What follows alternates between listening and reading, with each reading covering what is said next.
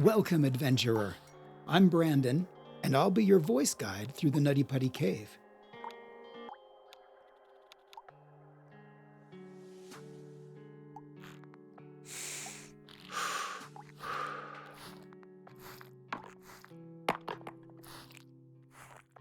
As you already know, Nutty Putty Cave is located west of Utah Lake in Utah County, United States. Despite its big reputation, the cave isn't actually that large. The total mapped length is about 1,355 to 1,400 feet, with a depth of roughly 140. Feel like sliding? You're not alone. At the height of its popularity, the cave drew more than 5,000 visitors a year. So much traffic wore the rocks smooth, and experts warned that a fatal accident was only a matter of time in one of its main features, a long 45-degree chamber known as the Big Slide, where we are right now. Those safety concerns, along with the growing damage caused by constant use, led to the cave's temporary closure in 2006. They're also the reason for the ladder you'll find at the end of this section. Be careful on your way down.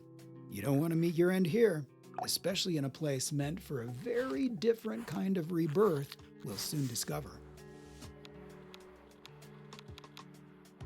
Look at your watch. The percentage shows how much of the cave you've already explored.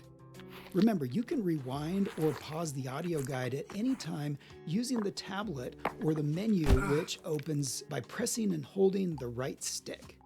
Hold it now and try adjusting the audio by touching the on-screen icons.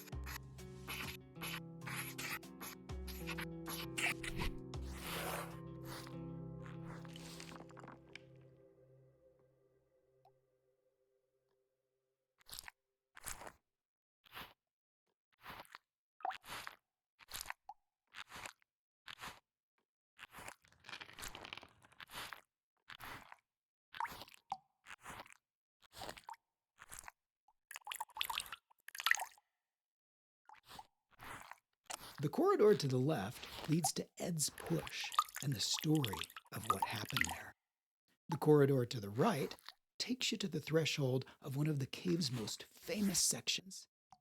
Its name speaks for itself and has long been a magnet for many spelunkers who came here straight from the entrance. I believe there's little point in describing it further. This is something you'll simply have to experience. See you on the other side.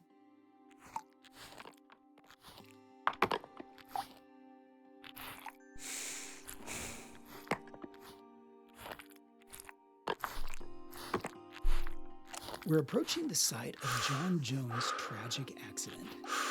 How did it happen? On November 24th, 2009, John Edward Jones became trapped in Nutty Putty Cave after entering a tight, uncharted passage that he mistakenly believed was part of the well-known birth canal route. Instead, he had crawled into an unmapped fissure that was far narrower than expected. The passage sloped downward and constricted as it went, forcing him headfirst into a nearly vertical section where his body became wedged. Entering headfirst made it nearly impossible for him to reverse or maneuver once he was stuck. Despite more than 24 hours of effort, rescuers were unable to free him, as the combination of the cave's fragile geology, the limits of physics, and human endurance made extraction impossible.